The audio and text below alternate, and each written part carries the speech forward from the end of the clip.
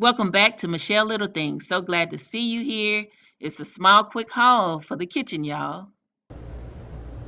These two mats, I purchased them from World Market, $16.99 each.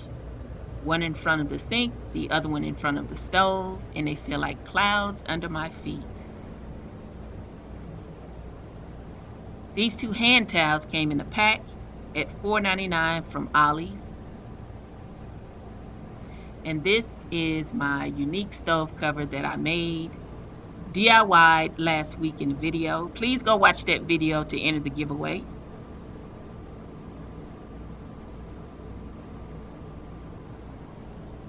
This sign was purchased at Big Lots at $3.99. The measuring spoons and the measuring cup came from World Market at $6.99 each. The stand that they're hanging on was a Goodwill find for $1. These placemats, I picked them up from Big Lots at $2.99 each. I have 6 for my kitchen table. The stacked pumpkins in the corner, $24.99, purchased at Marshall's. The candle holder with the candy in it, $6 from Target. And this is a side view of the unique stove cover. If you have not entered that giveaway, you need to enter that giveaway. These coasters were purchased at Marshall's at $6.99 for 4. This candle smells so amazing.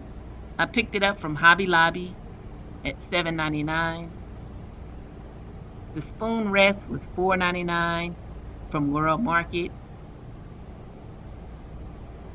The canister was purchased at Hobby Lobby for $24.99. The beads were $7.99 from Hobby Lobby. Everything in a canister was buy 3, get 1 free from World Market. The round disc, Hobby Lobby, $14.99. The square cutting board, Kirkland's, $14.99. And the multicolored one in the back was a DIY, and it came with the house.